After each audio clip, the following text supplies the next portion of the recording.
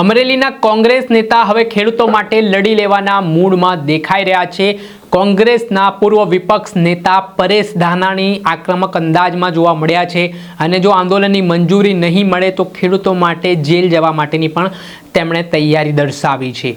આજે જે એક કાર્યક્રમ યોજાયો હતો તેમાં પરેશ ધાનાણીએ આગામી આંદોલનને લઈને શું વાત કરી છે, વિગતે વાત કરીએ। વૈષ્ણવજન તો તેને કહીએ જે પીડ પરાઈ જાનાને રે। નમસ્કાર દર્શક મિત્રો, નવજીવન ન્યૂઝમાં આપનું સ્વાગત છે। હું છું ફૈઝાન।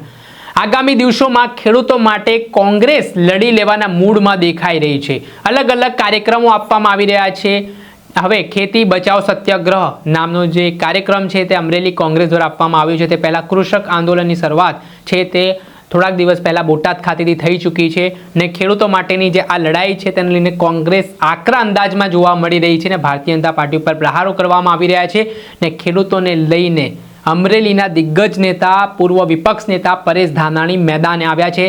તેમણે કહ્યું છે કે ખેડૂતો માટે ખેડૂત સત્યાગ્રહ જે આંદોલન થવાનું છે, ખેતી બચાવ આંદોલન, તે બાબતે તેમણે વહીવટી તંત્રને પણ કહ્યું છે કે જો આ મામલે ખેડૂતોના સમર્થનમાં જે કોંગ્રેસ આંદોલન કરવાની છે ને આ કાર્યક્રમને ખેડૂતોની રેલીને પોલીસ મંજૂરી નહીં આપે તો પણ આ કાર્યક્રમ થઈને જ રહેશે। તેમણે એવું પણ કહ્યું છે કે ખેડૂતો માટે તેઓ જેલ જવા માટે તૈયાર છે, પરંતુ ખેડૂતો માટે હવે તેઓ લડી લેવાના મૂડમાં દેખાઈ રહ્યા છે। પહેલાં તો શું કહી રહ્યા છે આ મામલે કોંગ્રેસના દિગ્ગજ નેતા પરેશ ધાનાણી, તેમને સાંભળો। પડકાર કેવો કઈ ઘટે તો તે આ લગનનું મૂતરું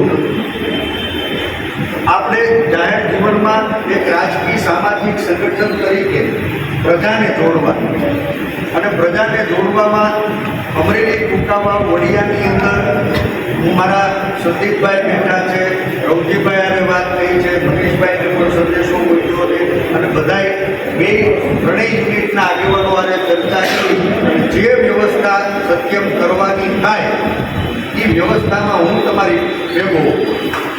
આપણે જિલ્લા સમિતિને કહેવાની જરૂર નથી, આ પહેલી વાત। બીજી ચોખવટ નથી કરતો પણ પૂરી તાકાતથી આપણે આ કાર્યક્રમો કરવા। બીજી વાત, 12,000 પત્રિકાઓ છપાઈ, જે વોટ્સએપમાં તમને પત્રિકા મોકલી આપણા 12 મુદ્દાની મુખ્ય માગણીઓ અને આપણા આખા જિલ્લાનો કાર્યક્રમ, એ જ પત્રિકા છપાઈ। આપણા ધરણાનો જે કાર્યક્રમ હોય એ ધરણાના કાર્યક્રમની જગ્યાએ 1,000 પત્રિકાઓ બજારની અંદર જે પસાર થતા મુખ્ય લોકો છે, આગેવાનો છે, જ્યાંથી આખા તાલુકામાં આપણો સંદેશો છે એના માટે થઈને ટોકન પત્રિકાઓ છે। બાકી વોટ્સએપ પત્રિકાઓ તો આપણી ઓલરેડી આવી ગઈ। રાજકારણ માટે નહીં પણ જેનું મન આપણા પેટમાં જાય છે એવો જગતનો તાર, એની નાયક નથી, એની જાયક નથી, એની ભાગ નથી, 18 વર્ષ ખેતી આરે સંકળાયેલા છે, ખેત મજદૂરી સાથે જોડાયેલા છે અને આવા લોકો જો જીવશે નહીં ને તો આવતા દિવસોમાં ભારે મોટી કઠણાઈ અમરેલીમાં થાય। એટલે કઠણાઈમાંથી અમરેલીને બચાવવા, સૌરાષ્ટ્રને બચાવવા અમરેલી જિલ્લો એનું એન્જિન બને એવી આપ સૌને વિનંતી। પહેલી વાત, બેનર એક હરકીથી એક હરકા મુદ્દા તારીખ સમય જે નક્કી કરી છે એ મુજબ કાલ બે છપાવી દીધા એટલે બેનર પણ અહીંયાથી તાલુકા કોંગ્રેસ સમિતિને આપવાનું।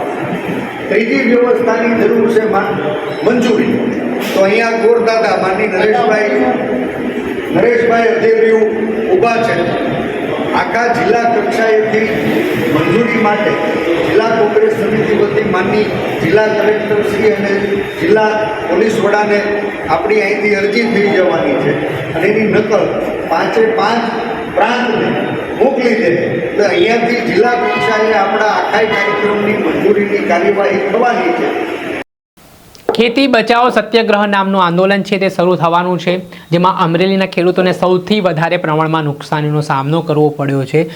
પાકને જે નુકસાન પહોંચ્યું છે તેને લઈને ખેડૂતોની સ્થિતિ ખૂબ દયનીય જોવા મળી રહી છે ને આને જ લઈને હવે અમરેલીમાંથી આ આંદોલનની શરૂઆત થવાની છે।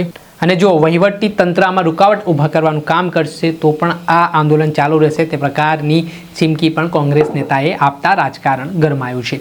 દર્શક મિત્રો, આવા જ નવા વિડીયો સાથે આપને માહિતગાર કરતા રહીશું, એટલે નવજીવન ન્યૂઝ જોતા રહો.